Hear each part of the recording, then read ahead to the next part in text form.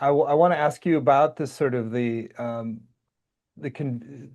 connecting with Rumi's words in the original Persian, and what kind of qualities get evoked by doing that that might be lost if we're just going with the English translations. Well, I think that the Persian is so musical.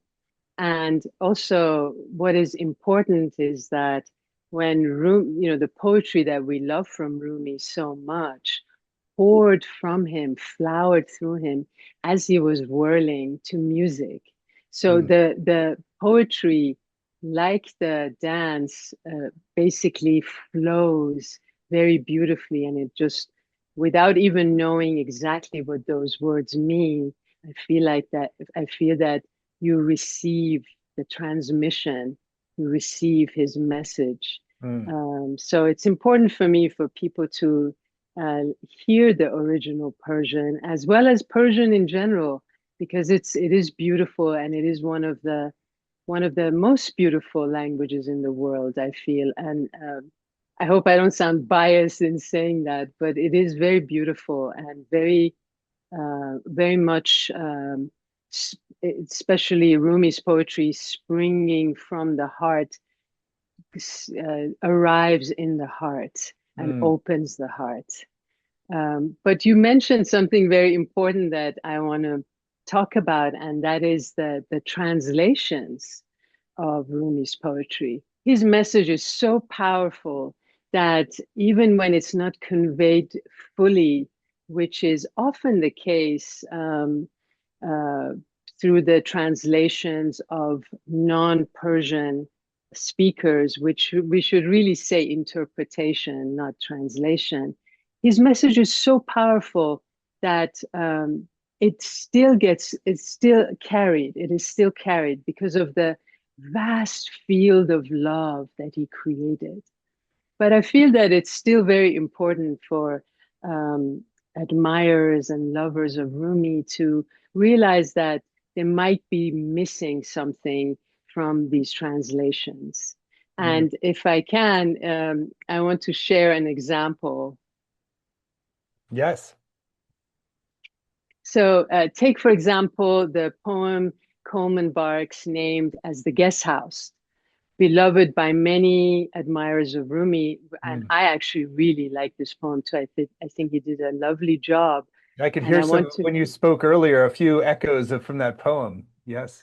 yes, exactly. So I'm going to recite just a few lines of it. He says, "This being human is a guest house. Every morning, a new arrival, a joy, a depression, a meanness. Some momentary awareness comes as an unexpected visitor. Welcome and entertain them all. Even if they're a crowd of sorrows who violently sweep your house empty of its furniture, still treat each guest honorably. He may be clearing you out for some new delight." As lovely as that is, what his interpretation leaves out is Rumi's tracing of the journey of what he calls a sad thought, that in his words, may rob you of joy, but also serve your joy. By sweeping your house clean of what no longer serves, he says, grief clears the way for joy to rise again from the source of happiness. It shakes the yellow leaves from the branches of the heart so green leaves can grow in their place. It uproots the old worn out cheer so new passion may sashay in from the beyond. It weeds out old rotten roots so new roots yet unseen can appear. Whatever grief removes, it is in the service of creating space for something greater to arise. And this key line, this is true for those who are certain of it, for grief is the servant of those who live in absolute trust.